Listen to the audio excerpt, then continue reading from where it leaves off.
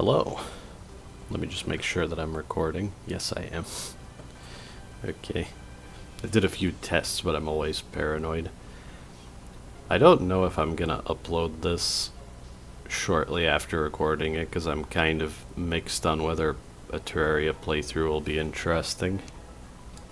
I'm aware of this Easter egg, by the way, that changes the title screen back to what it originally was. Yeah, because of 1.4.5, you can see the exact version I'm playing right now. I started playing Terraria again, which I told myself that I wouldn't, because Terraria is a game I've played for way too long. If I may just take a moment, I should have written this down somewhere so that I don't have to tab out during recording, but in Steam I have 3,700 hours of vanilla Terraria on record, and Tmod Loader I have 1,300 hours. And that's not counting all the time I played the game, for example, during high school with friends and acquaintances, because one benefit of a game like this that's really popular is that you can always find people to play it with. And after playing a game for this long, I've played Terraria since like the earliest version of it that the Yogscast showed off, if anyone remembers or knows about that. The version that was shown off around the height of Minecraft's popularity, I want to say, or at least one of the peaks of popularity that Minecraft had. And I'm not just going to play obscure things, I want to just play anything that I have a lot to say about, or in this case, also have a ton of experience with.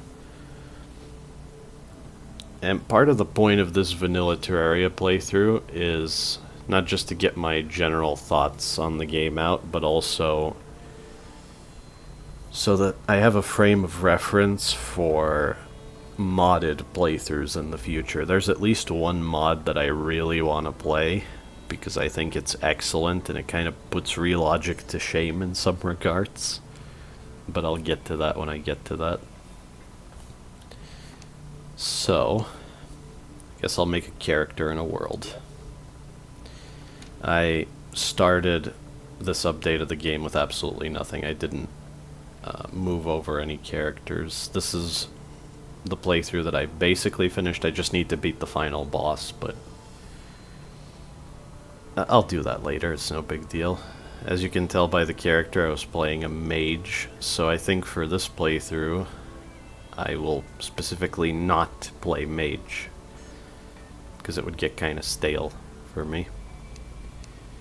And this character was me trying out the skyblock mode that they added in this update, but it wasn't that interesting. It was just, what if Terraria was almost entirely grinding and that's it?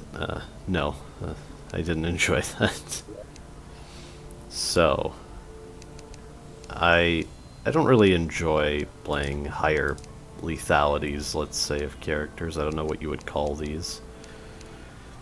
But Terraria is not a game that's so fair and well designed that losing everything when you die seems reasonable to me. It specifically doesn't feel reasonable. And medium core is just,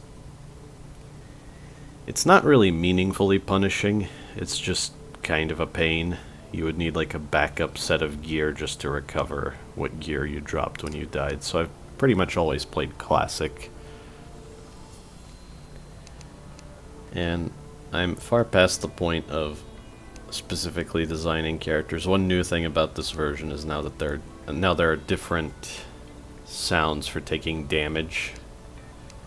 Or it's the same sounds. There's one new sound and you can change the pitch. So those are the male and female sounds. I don't know why they removed the symbols though. I think they could have kept them, because obviously these are the male character designs and these are the female ones, but I won't speculate on that. It doesn't really matter.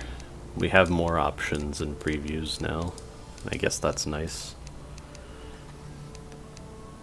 I think I will randomize my character and then pick this based on that. Okay, sure. Alright, it also randomizes the sound. There's also this, which sounds a lot like hitting certain enemies. I find it hard to tell if I'm getting hit or if the enemy's getting hit, so I'm probably not going to use that. I'll probably stick to the default. The iconic sound. I'm using the word iconic, ironically. People say that way too much, even when it doesn't really make sense. Anyway. The hell do I call this guy? For some reason, because of his hair, I want to call him Spike. That's Ape Escape, if anyone's wondering. It doesn't quite fit, because that's not the hair color, but the hairstyle's close enough. And these are the worlds. This got carried over because I saved it to the cloud, and this name I picked because I'll talk about the difficulties later, but yeah, I was playing this world very spitefully just to prove a point to myself, because some Terraria fans are saying really stupid things about the difficulties. I really shouldn't care, but spite is a good motivator for me, let's say. This is the sky block world. This I actually just made to get certain things that I couldn't get here. Like, I do plan on getting a certain item from the Dungeon Guardian, hence the name. And this is the world that I most recently played. Now, I do actually want to pick a name for this world, but I don't know what exactly I would go with.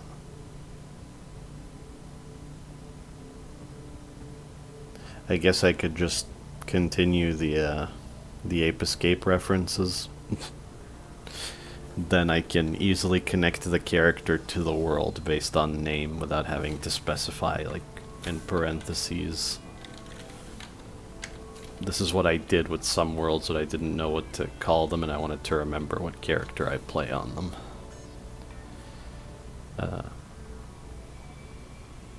Oh, come on, there are so many options.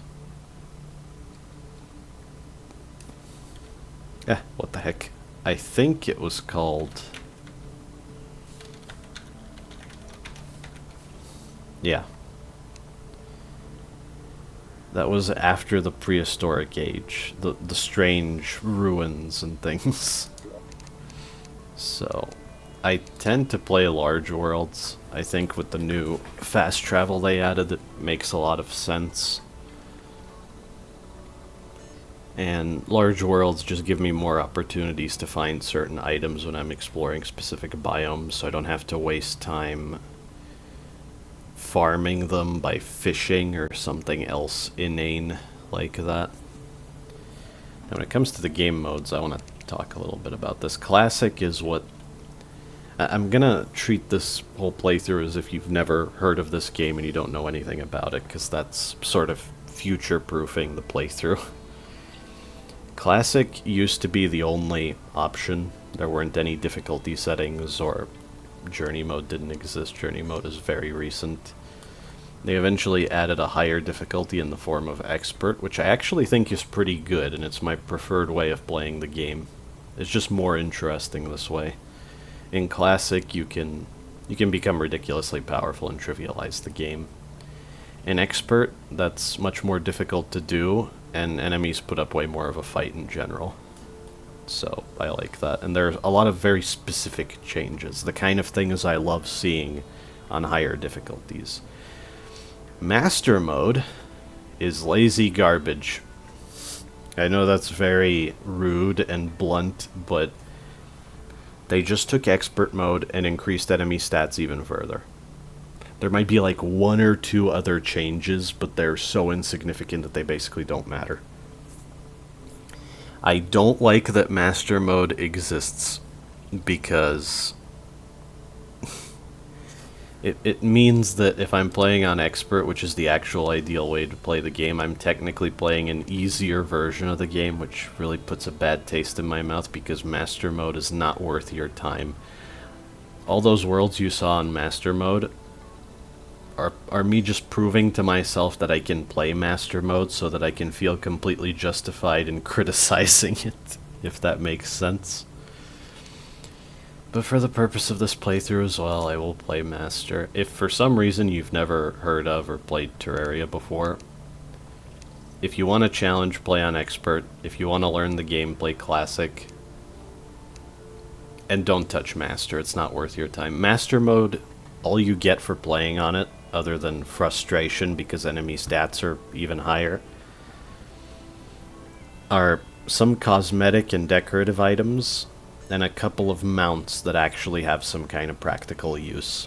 And I will admit one of those mounts will come in handy for the ending of the game, but I still don't think it's worth it. Just play Expert. Journey mode is kind of weird. I've heard people praise it, but I really don't understand the appeal. If you want to be able to change the difficulty of the game on the fly, and I think you could push enemy stats even higher than Master, if I remember correctly, at least slightly higher. I guess if you want to do that, I really don't want to do that myself. But Journey mode is otherwise like some combination of debug tools, creative mode from Minecraft, and the main difference is that you have to unlock having infinite items and blocks by playing Journey mode, which just means that if you want the Terraria equivalent of creative mode, you have to spend a lot of time farming, which to me defeats the purpose of being of playing a creative mode where you can just mess around with any building blocks, any like there is some logic circuits and wiring in Terraria, though I've never really messed with them. Because I don't think...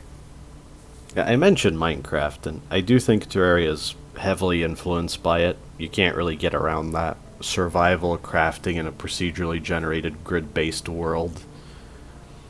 When I said that Terraria was first shown during a peak of Minecraft's popularity, I don't think you can really deny that Minecraft was a heavy influence. However, I would say much in the same way that Minecraft isn't really a survival game, it's a sandbox game with some survival elements that quickly become irrelevant. Terraria is not really a sandbox game, it's more of an action RPG, pretty much. That is the appeal that most of your playthrough will focus on, and that most people play this game for, from what I can tell. That's not to say that you can't build, obviously, but it's nothing I've ever focused on, nor will I. Expect boring wooden boxes for houses. I'm just gonna say that right now. I don't like choosing world evil. It doesn't make much of a difference to me, either way. If you want to min-max, it does, but I don't care. You can win with either. And I'd rather be surprised, so I'll leave it random. One change in this update is now this progress bar doesn't show you what the world evil type is. Instead it has this purple and red gem to indicate either. Which is a nice touch. It means that there's an element of surprise when you make a new world. Something else to mention, I have finally fixed my recording settings.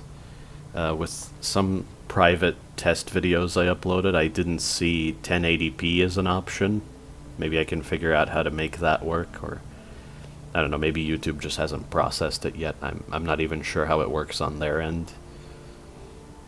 But it did annoy me that some of my videos were kind of blurry, whereas some of my oldest Star of Providence videos look way better. And it's because I reinstalled my operating system and all that. So my settings got messed up and I forgot to fix some of them, or how I even set them up to begin with. It occurs to me that I could have spoken about some of the things I mentioned earlier during the world generation. I just want to show off all of this stuff so that it also shows when a world is new. Might as well mark it as favorite, though I forget what that does. And I did select the right character, right? Yeah. I'll just get right into it. Oh, I guess it does show you what the world evil is here. Fair enough. I didn't think about that before. So I have corruption this time. Crimson. I had corruption last time. I'll just gather wood, as everyone does. Enough to make a house, and then I'll explore the surface.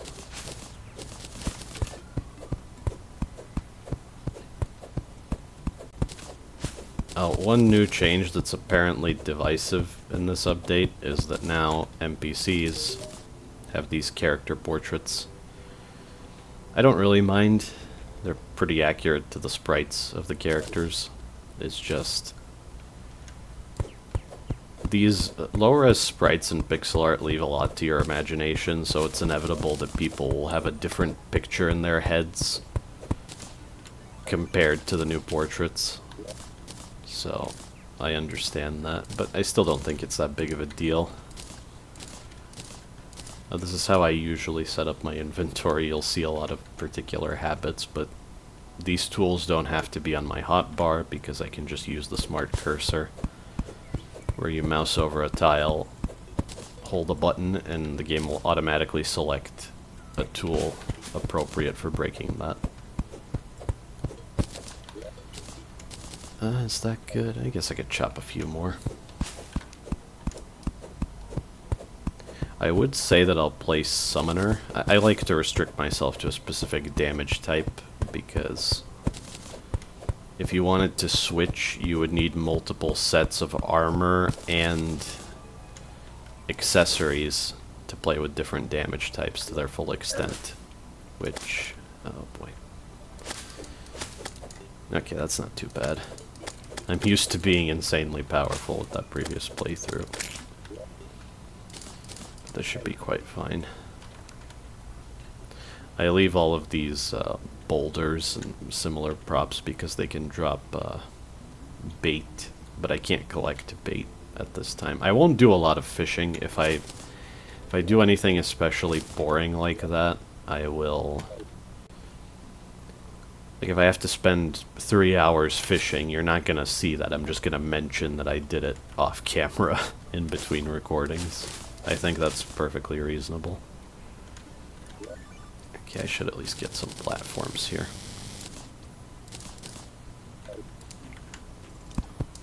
I tend to bridge over bodies of water like this in the early game. I'm not gonna fight this purple slime. I think it's gonna take too long. This might be a decent vein of iron. Oh, a desert. Okay, I know what I'm gonna do. I believe a cactus sword is a reasonable weapon to get on the first day.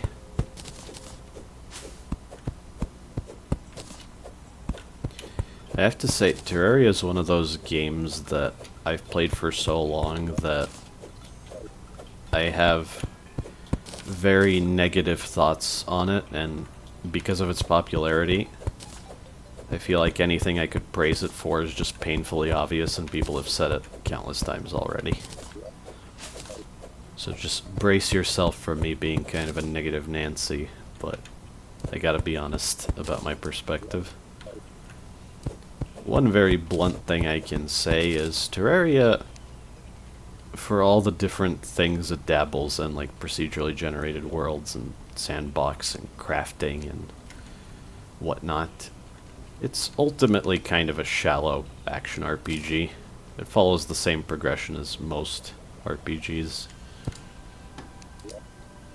You get decent gear to kill enemies, to get even better gear, to kill even bigger enemies, and you just keep that loop up. It's not really doing anything special in terms of its progression, which is why it seems really weird to me when people praise Terraria's progression. It's the equivalent of praising the most common played out progression that's been a thing in games for decades now. It's not actually special in the slightest. Yeah, when I say shallow, I mean that there isn't really much you can do in Terraria other than kill enemies. There's knockback. Status effects don't really have interesting effects on enemies. I think there might be a cave down here. What the heck? I'll try. Treasure chests are really good in the early game. So, yeah, there might be something down here. I'll just use platforms to get back out if it ends up being a dead end. Yeah, no. Hey, I did get bombs, that's what I was hoping for. So now instead of mining very slowly, I can just do that.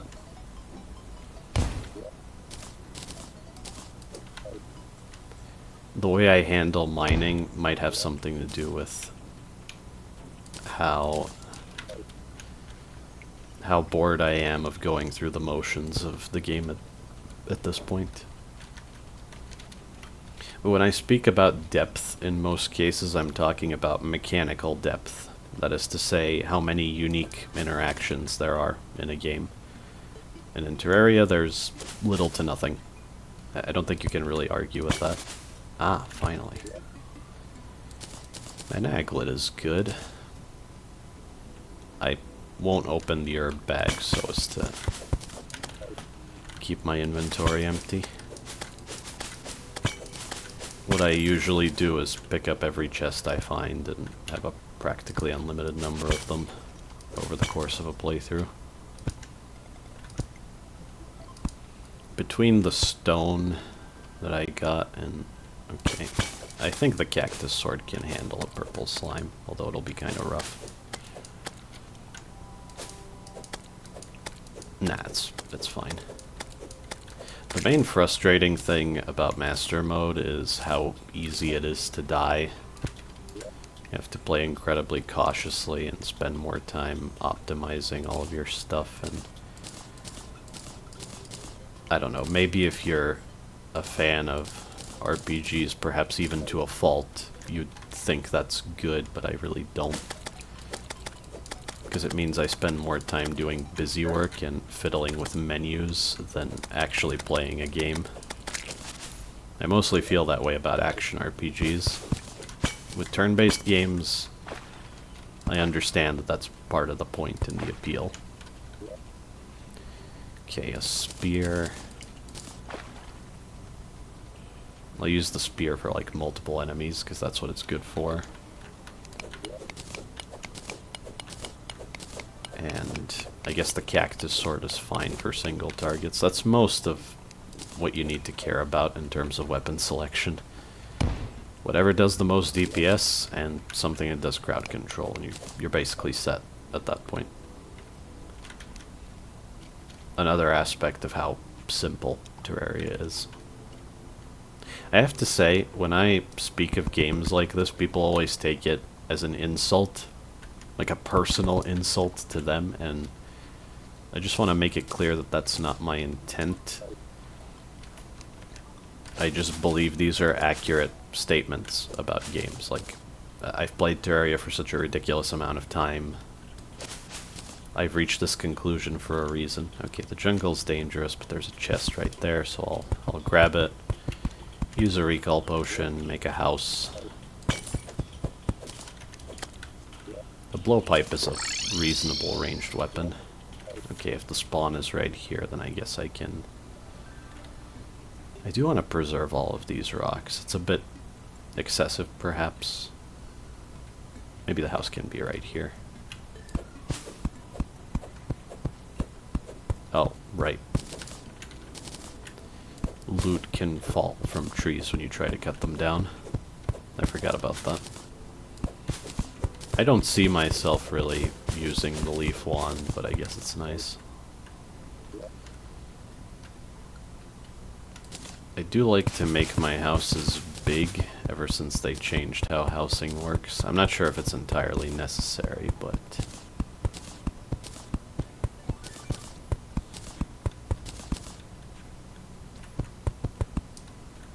if nothing else, having such big rooms allows me to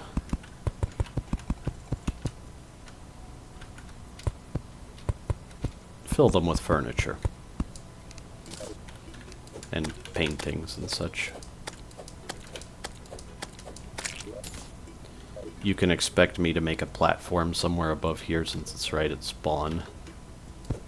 Fill that platform with every chest organized a certain way, and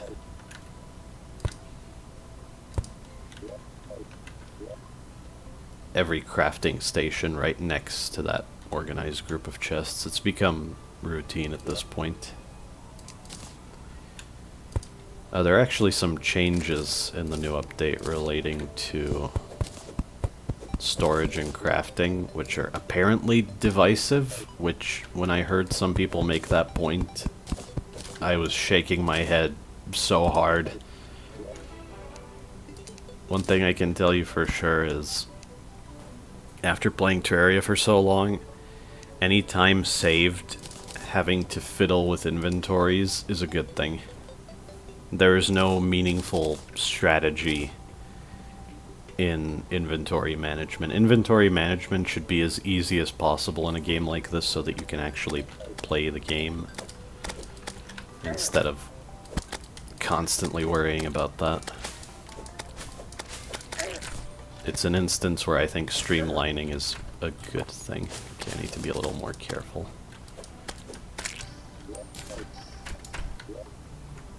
Don't worry, guide, I'll make valid housing for you in a second.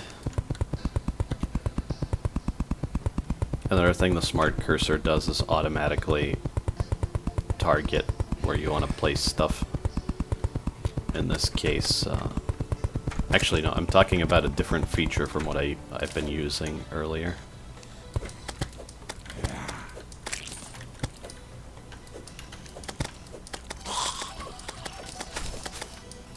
Classic guide.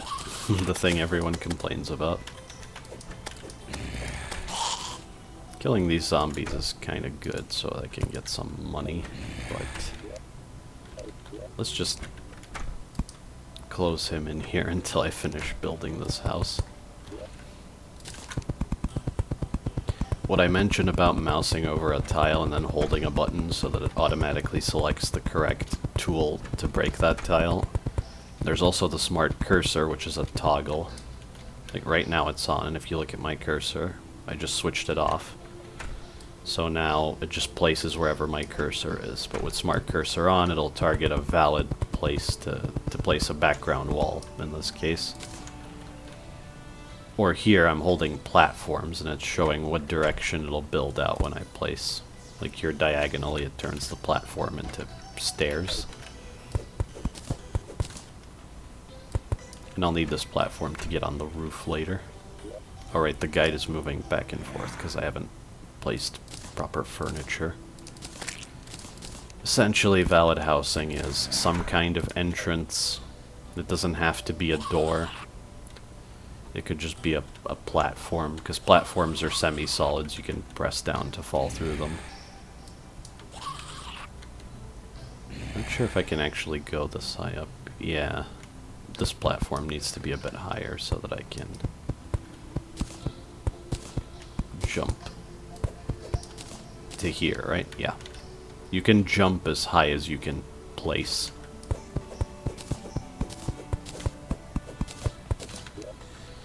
The smart cursor will also select torches if you mouse over, I think, either empty space or a background wall. So that's why I usually put my torches inside my inventory, because they don't need to be on my hotbar. And when you let go of the... I guess this is the auto select, and this is the smart cursor. When you let go, it'll reselect whatever hotbar slot you were on. I do want to grab these stars. I'm just not entirely sure. I guess I'll use the blowpipe. Although the shuriken also work. The blowpipe is really weak. I find you very quickly find something better, but you can gather ammo by just cutting grass, which is probably the only benefit of it. Shuriken have some piercing properties. That's why I switched to them there. I think they buffed the blowpipe. Ranged weapons that use ammo combine the damage stat on the weapon with the ammo's damage stat.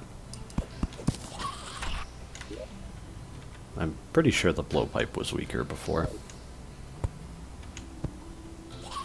I wonder how many of the balance changes are as a result of the new difficulty settings, particularly Master Mode. Because enemies have higher stats including damage, life, knockback resistance, defense, oh no, demon eyes. I kind of want to kill some demon eyes actually. They do drop materials that may or may not be useful. Guide, why did you do that? Okay, never mind. I'll keep the doors blocked then. I noticed some changes to NPC AI in this update. They seem to be more fearful of enemies and try to run away from them even when they're inside a safe space like this, so that's a little annoying. Because typically before a valid housing they would just stay inside and everything would be fine. I'll make a second story to this house later.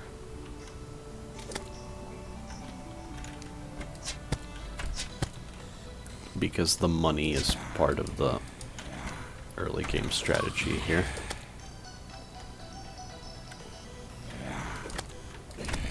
I'm very rambly and all over the place, but that's par for the course at this point. I do want that star. I have some explosives. They're pretty strong. Maybe I can hit like 3 of these zombies at once. I should have platforms on my hotbar at all times.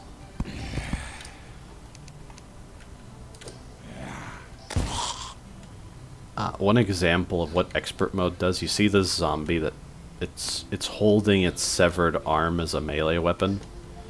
That's an expert mode thing. I think it's pretty cool. There are a few unique enemy variants that only appear on expert mode or higher. And that's high effort, higher difficulty design.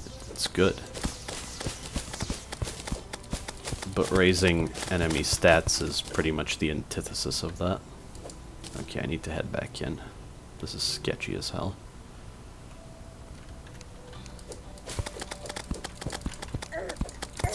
Yeah, that was to be expected.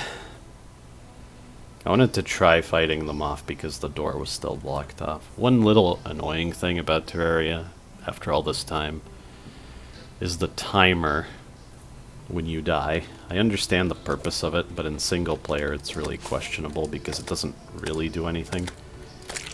I think it should be exclusive to multiplayer. That would make way more sense.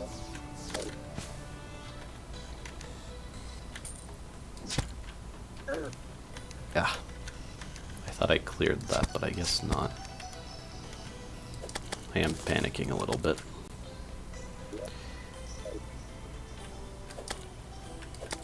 With softcore characters, you only drop money when you die. You could have read that earlier, but I'll still mention it. And enemies in newer versions of the game can pick up your money. That's what the sparkle around this demon eye is. It got all the silver that I dropped, and I do need that. Night's almost over. I might as well finish another story of this house. Oh, that's the new crafting menu. It's kind of nice. It used to be that clicking that button would bring up a grid of every single item you can craft, but now there's a search bar and categories, and it's convenient. I like it. It's obviously inspired by some mods for the game that are very popular, and I understand why. Like I said, the less time I spend fiddling with menus, the better. What am I staring at here? Oh, right. For the purpose of building, there's this ruler feature, so I can, for example, see that this is 13 tiles high. If you're obsessive compulsive enough to want to measure everything. Okay, night's over. Nighttime enemies will then run off screen and despawn. I already forgot what I saw with the ruler. 13. I am a little obsessive compulsive myself.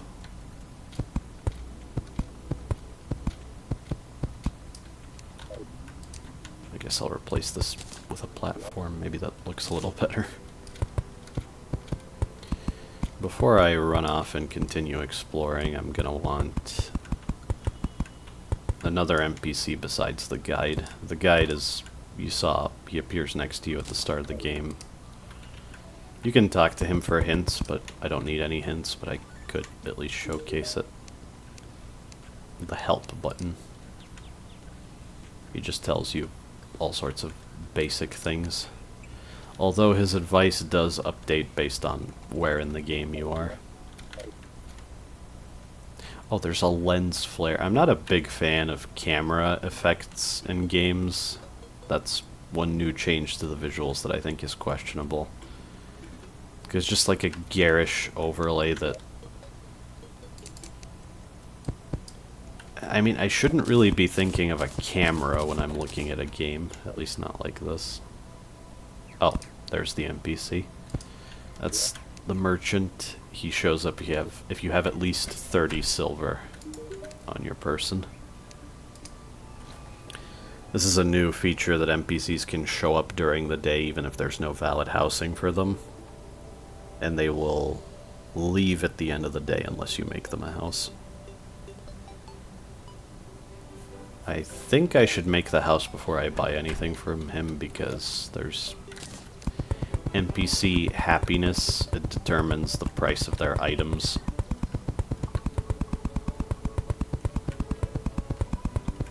And since at this stage money is scarce, I want to get a bit of a discount on the items I want from him.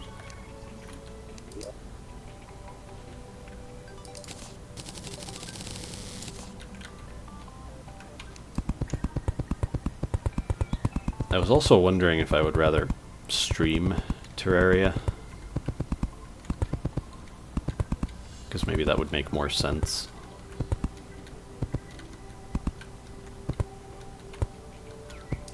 Okay. Table and chair. The workbench does count as a table, but I find it's more of a practical thing. Oh yeah, another change is you can right-click a crafting station. It brings up the grid. And I think it limits it to whatever the crafting station in particular can make. Yeah. As well as items you can make by hand, which that's what these are.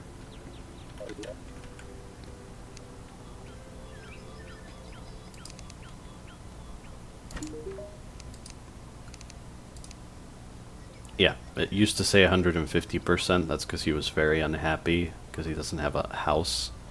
But now he has a house, and he likes this biome, and he likes the NPC that he's living in close proximity to, so it's all good. And the prices are lower. Now I can afford an iron anvil, which I probably want to buy one instead of making one myself.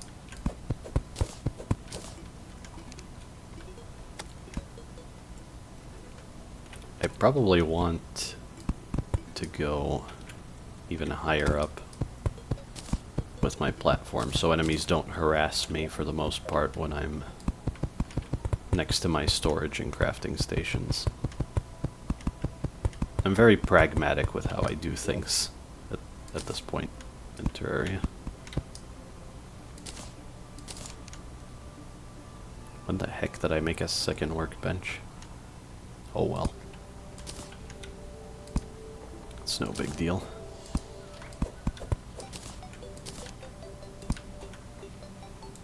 Fallen stars disappear during the day. If I were to drop these, they'd all vanish. They're mostly for mana-related purposes if you're gonna play mage, which I won't. So I'll hold on to them. I could use this mana crystal to increase my maximum mana up to... Was it 100 or 200? I actually can't remember. Oh well. Maybe it was 100.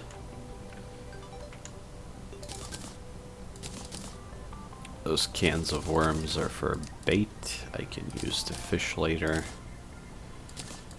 Herbs make potions. It's a whole thing. For the time being, I'm not gonna organize my chests, but I do have a system for that as well. I'm just gonna toss everything that is of no particular concern right now. I'll leave one chest next to my anvil and put all the ore in there, at least.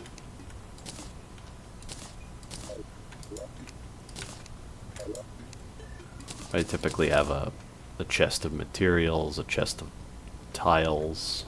What the hell, actually, I can organize at least a little bit.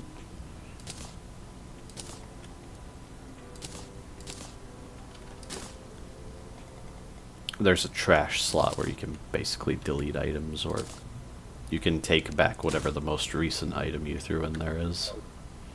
I guess it's like a recycle bin on an operating system.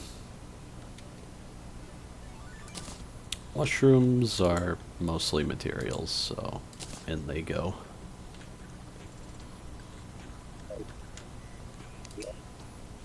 I'm getting a little distracted just messing around with things as I usually do early in a playthrough. I could make a bow. I think it's a reasonable ranged option at this point in the game. Oh, I'm also going to make a wooden hammer, because the background walls that are left right here from my little bit of excavation are bothering me slightly. I think it's common for Terraria players to be bothered by little blemishes like that, so there you go, you're welcome.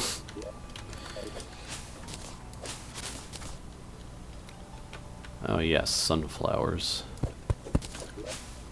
They provide this effect while they're on screen. Or I think the radius is slightly bigger than the screen. Yeah, I still have the effect. Reduced spawns and increased movement speed. It's nice. I'll leave one right there. Make the base a little bit safer. One reason I'm accidentally hitting innocent critters like these rabbits is there's an item that prevents you from being able to hurt them, so you don't have to be careful. But I don't have that item right now, so I don't have the habit of avoiding hitting them. Not that hitting them really counts against you, but it's not very nice now, is it? An iron bow, I think that's a fine investment. I'm thinking what else I could do with my iron, but annoying, really. That's a random modifier.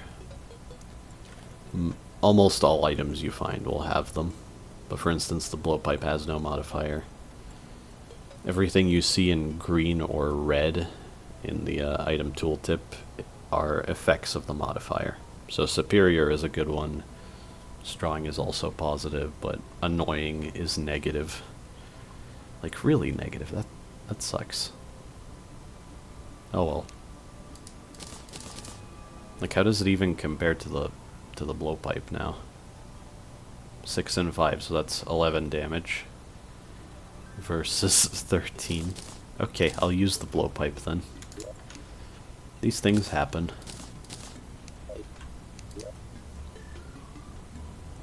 Now, there is another NPC who could show up, and that would actually be very nice for early game offense, but...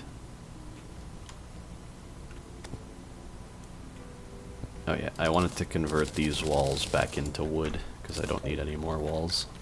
It is nice that you can do that. Right, cloud slimes give you cloud blocks as a renewable source of the material.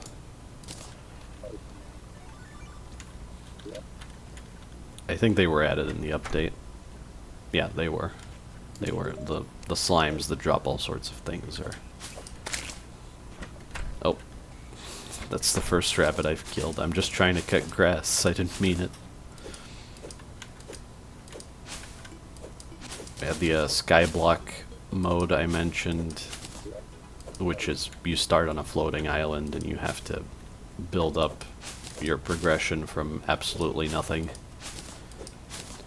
The skyblock mode is essentially just farming slimes that can drop virtually any item you would need to progress through the game.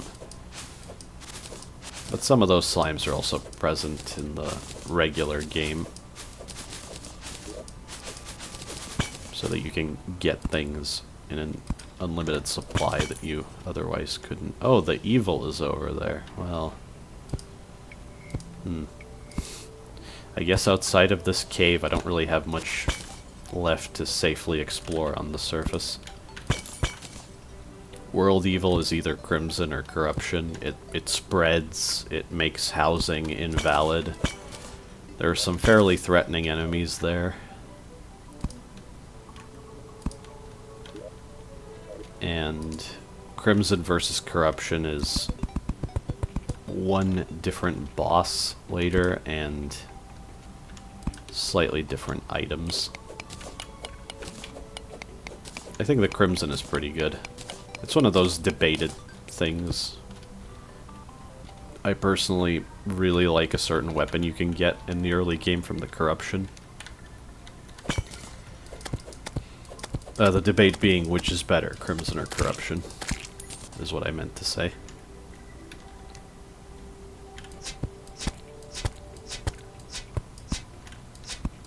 It's good to kill some slimes just so I have gel. You need gel for torches and a few other things. Wait, it could always... One neat thing about Terraria when compared to Minecraft is it does have a real-time lighting system that even works on entities like that torch that I just dropped.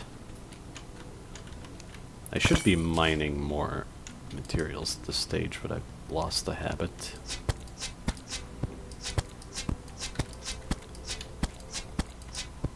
The slime contains a recall potion. You can see whatever random unique drop an individual slime is carrying inside of it. It's nice to have recall potions. They just warp you to spawn. Maybe that's obvious, but I didn't say it. They're basically fast travel and get out of jail free cards. That's another reason I don't like hardcore Terraria. You just abuse stuff like recall potions. It doesn't actually... It's not as hardcore as you think it is. There are many ways to cheese it.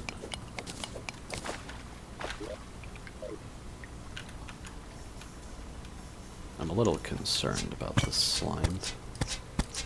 I think yellow slimes are unique to the underground and they're always aggressive, if I remember correctly. Whereas the slimes on the surface are... they're neutral. They won't go after you and they move slowly until you damage them. And then they begin targeting you. Iron would be nice. One of the more boring things in the early game is just mining ore. If you mine enough of it, you can get pretty decent equipment. But it's not my favorite form of progression. I'd rather find treasure chests. I don't think there's anything down there. care about. Yeah, I do think that yellow slime is aggressive towards me. Or maybe not. It's kind of hard to tell. Oh, the sound. I know what this sound means. I'll get all of this iron. I'm just concerned. It's a giant worm. It passes through tiles. It's what you see. It's not that special. But technically you can't block yourself off from it, so it could kill you if you're trying to avoid other enemies like that. That's the only thing. One criticism I have of Terraria is there's very little in the way of good enemy design, which I do think is important even in a game like this. I've seen mods with much better enemy designs, and it only reinforced this opinion that I have. The basic hopping slime AI, the zombie AI, that worm, you're gonna see that AI recycled so much, and so many of the enemies in Terraria are basically just palette swaps with higher stats. It's really, really lame, and it's one of the things that they should have phased out ages ago. There are a few enemies with more interesting attack patterns. It's mostly bosses and mini-bosses.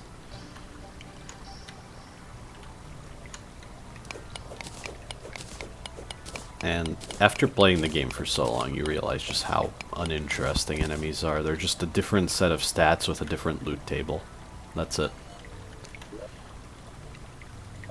Now, down here, I suppose. I really hope this cave goes deep enough for higher quality chests. Oh, a minecart track. That's good. There is a button to mount, and by default you have this wooden minecart. It's kind of slow, but it lets you use the rails. It can build up some speed. You can accelerate and brake while you're in it.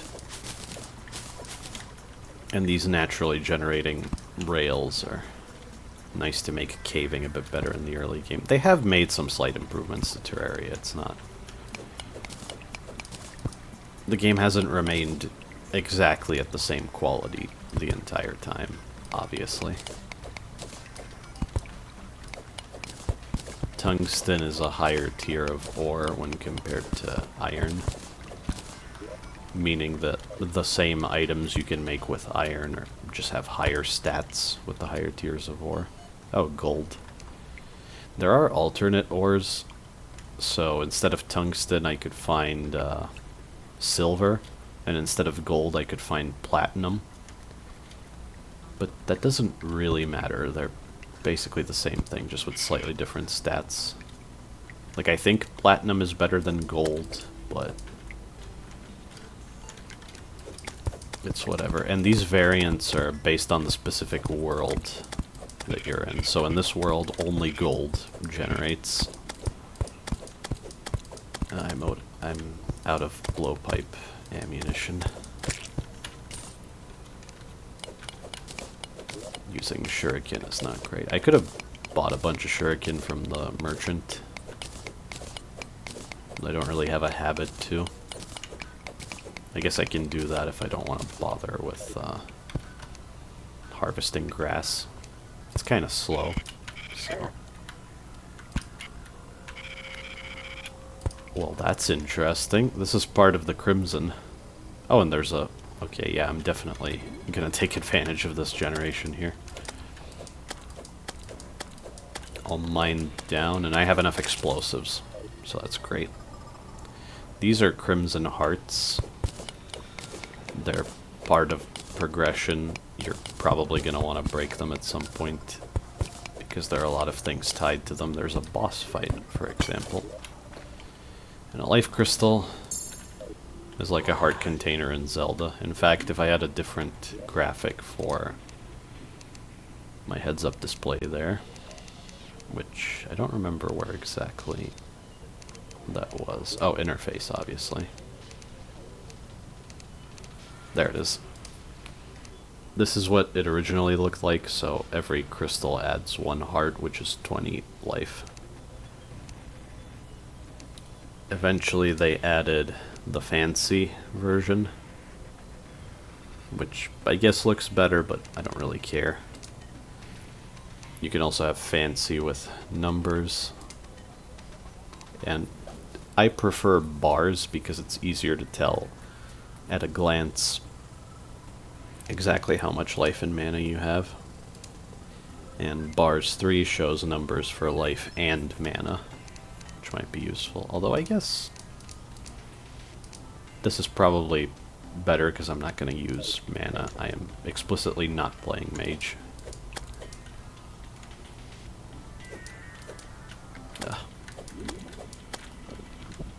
Yeah, the issue of reusing the same functionality just with different graphics is not exclusive to enemies. You see this cactus sword? This overhead swing that it does, which is just the item sprite rotating around the character. That's how most swords in Terraria work. So you've basically seen the vast majority of melee weapons in the game. Now, since I have a hammer, I can break one of these hearts, and they contain unique loot. The first one you break will give you a ranged weapon with 100 ammo, so at this point I should really switch to it, because it's way stronger. So it's 19 damage plus 7 damage from the musket, so that's 26 damage per hit. There is slight damage variation. Oh, and the reason I used an explosive is because you can't mine these crimstone blocks with your starting tools. You need better tools. But in order to get them, you would need to progress further. So at this stage, I can only destroy these with bombs. Oh, and you can also blow up the hearts. I guess that works. Oh, that's really bad. I do want to pick up whatever item dropped there, but I'm going to have to be very careful now. Oh, it's another gun. I guess there's some chance it has a better modifier on it, and I could sell it. Okay. These are crimson enemies, but okay, I didn't blow up enough that they could reach me, so I guess that's fine.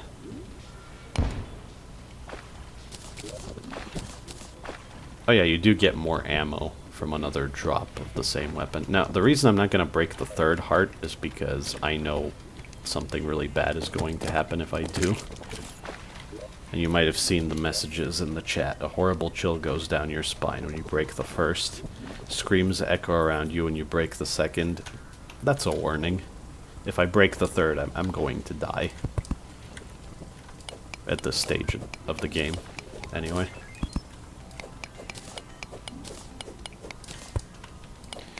If we were in the corruption, I would still get a gun from breaking the corruption's equivalent of these hearts.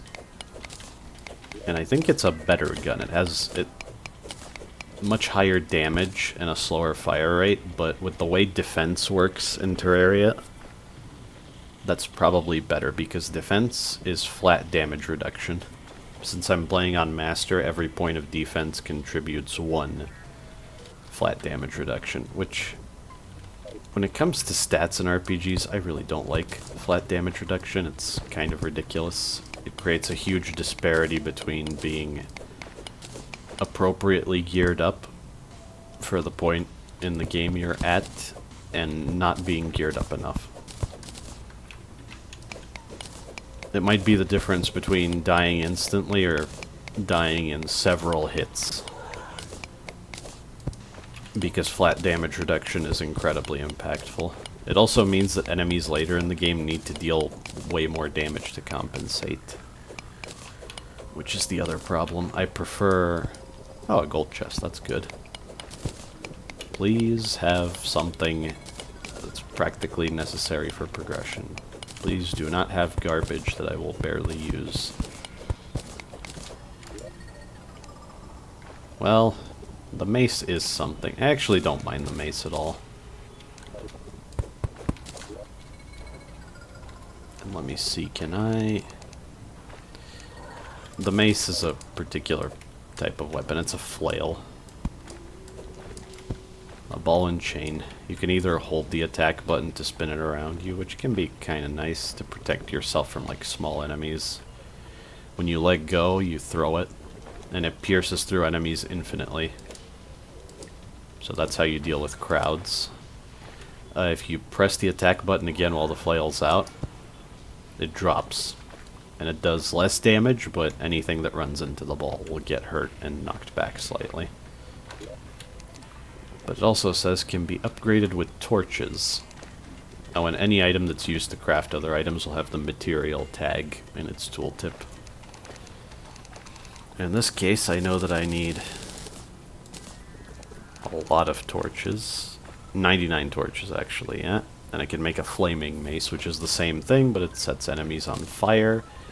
And when you craft a new item, which the flaming mace is technically a different item from the regular mace, it gets another random modifier roll, and in this case, ruthless. That's fine.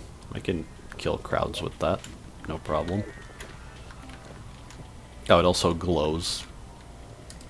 So that's nice, I guess. It used to be that flails only had this sort of behavior, and even then, you'd have to hold the button to throw the mace out and then move back and forth to swing it, which was incredibly impractical, so they definitely made maces better in the update in which they overhauled them as a weapon type. So now all maces have that functionality, and maybe they have longer range or different status effects or something. I briefly set that slime on fire, and fire is just damage over time.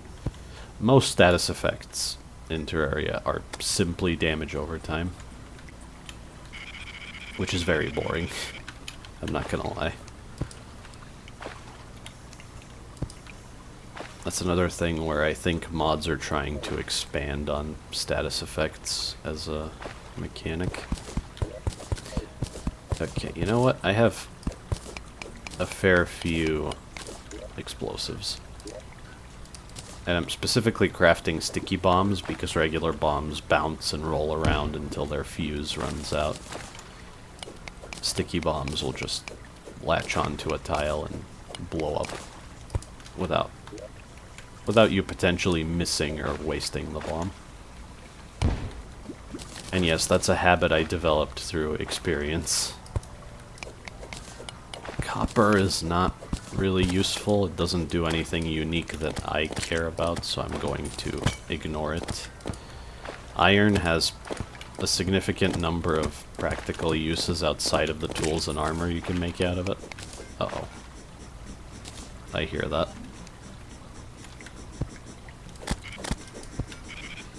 Worms are multi-segmented, so anything piercing or area of effect is extremely powerful against them. Each segment takes damage separately, but has a shared life total, so obviously. There's some more iron over here. Oh, I'm over an hour. Ugh. The one thing about Terraria is it's very easy to just put hours into the game, in case my playtime that I mentioned doesn't make that obvious. There is a certain comfort to the usual progression. We can pick up some cobwebs, they are useful. So I'll finish exploring this cave, I'll leave... Oh. I gotta be careful. I saw this trap right when I fell. I typically just break the pressure plates, because I don't really use the traps themselves, but yeah, they do a ton of damage. If I didn't increase my max life, I would be dead, and they also poison you. I believe you regenerate life faster if you're standing still, or so I recall. Huh. And yeah, potion sickness. Originally, This is like the earliest version of the game. Healing items could be spammed infinitely, which was obviously broken, but there was no semblance of challenge or boss fights that they cared to preserve the integrity of. But they eventually added potion sickness as a restriction to how often you can heal. Oh, hey! That's good.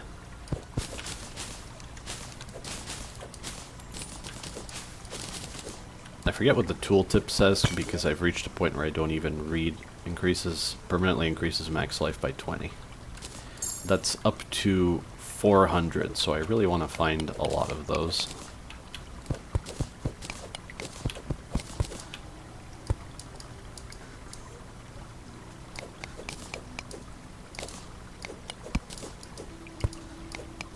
One thing about this pickaxe is that the starting copper pickaxe, it has -1 range. So the auto select was giving me the right tool, but I couldn't reach the block I wanted to break there. That's another thing I'm not used to, because where I'm at in my playthrough I have a ridiculous tool that has +5 range. So yeah. This is a very substantial cave. That's... The minecart track certainly helps. Oh yeah, and I have a gold coin now, so I definitely want to go back before I overextend and end up losing it. I don't usually build platforms like that, but it seemed appropriate right there. I will need 2 sticky bombs, so it's fine that I messed that up.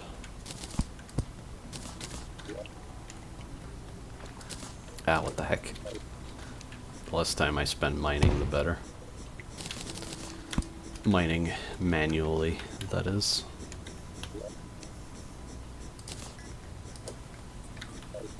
Explosives can hurt enemies, so that's nice.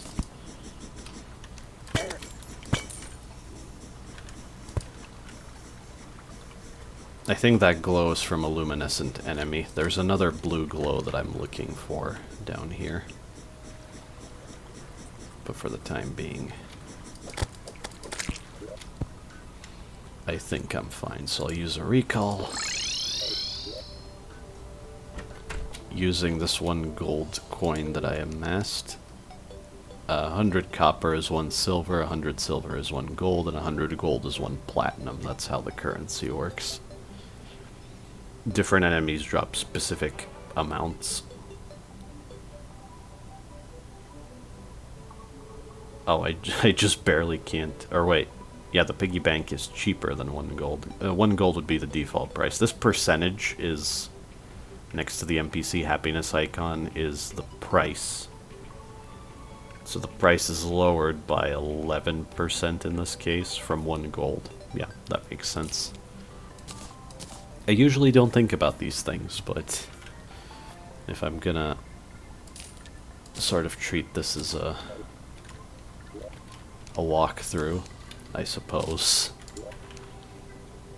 I might as well. And I'm back to my habits. I'm automatically putting all tiles here. What I did there was I clicked quick stack to nearby chests. So whenever I have an item in my inventory that's also in a nearby chest, it'll automatically move that item into that chest. So, quick sorting, basically.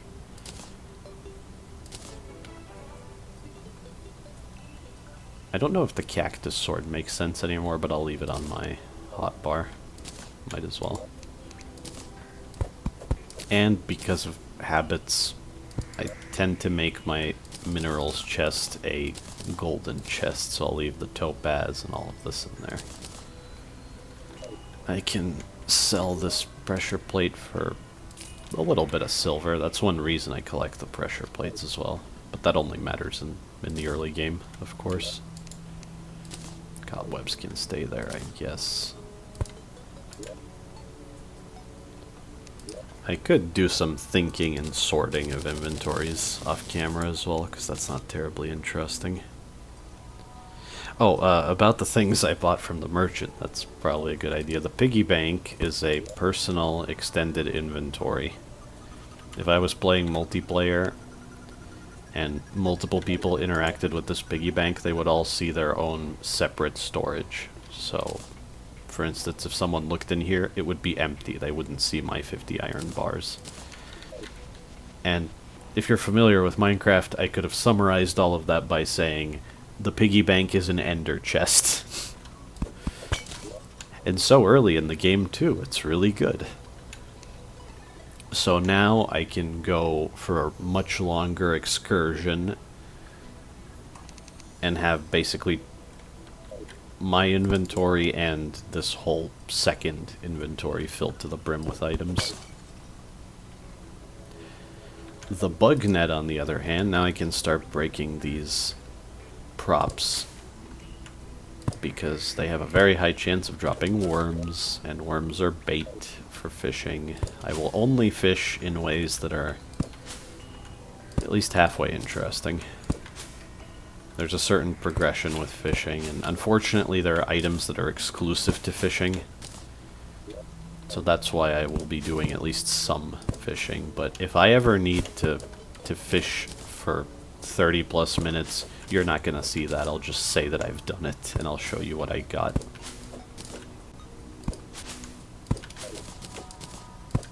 But yeah, now I can go around the world, breaking all of these rocks, getting all of these worms, and...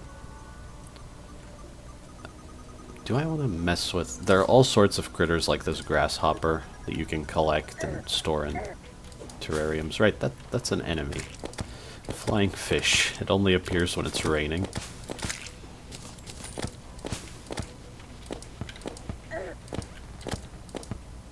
At this stage, I want to make 2 more houses,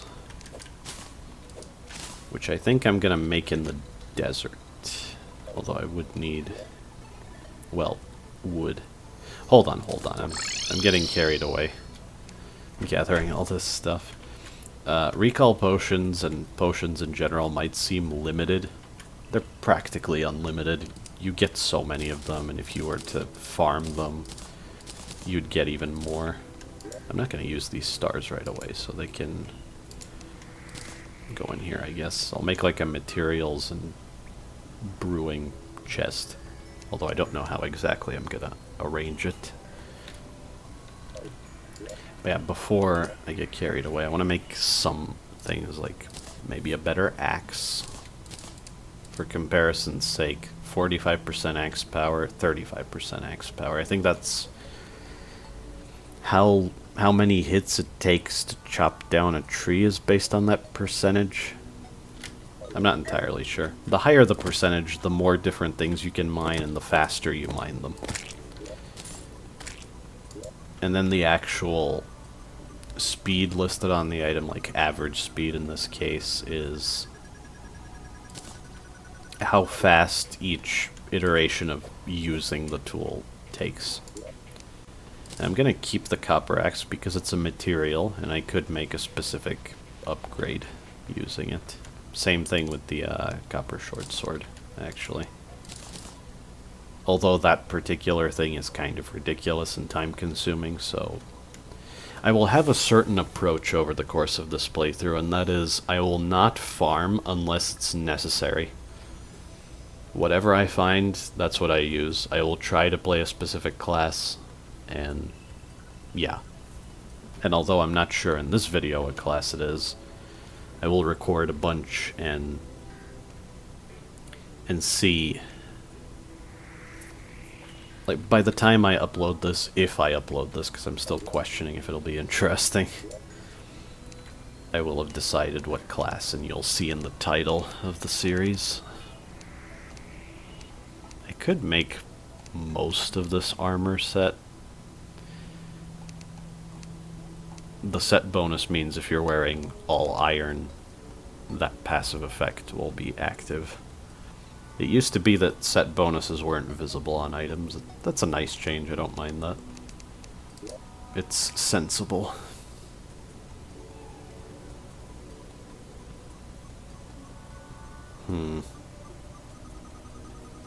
Oh, the indecisiveness. I hate myself for it. Iron pickaxe because it doesn't have the -1 range and it's also slightly better. There are many things like that that I won't have to explain because it's the same thing. I'm replacing an item because it has bigger numbers on it. That's the gist of it. I will not make a fishing pole yet because I will not be making use of it now. How much gold do I have? 4 bars? That's something, I suppose. I'm getting very carried away. Let's say this is an extra long video because I have that whole preamble and character and world creation. I think that's reasonable. Get rid of the copper pickaxe because who cares? Oh yeah, the pylons are something to explain later, but I don't even have the money, so I'll explain that when I do buy pylons. It's fast travel. That's the short version of that. If I look at the world map, this is what a large world looks like. It's not really that huge, but it's big enough that it could be kind of a pain. So, since I'm gonna wait through the night and other things, there's nothing new to see during this night. I will end this video here, and next time I will be here with 3 new houses similar to this housing here, because I think that's what will be necessary. And yeah, I feel a bit clumsy playing a game like this, but I think it should be fun. Thank you for watching.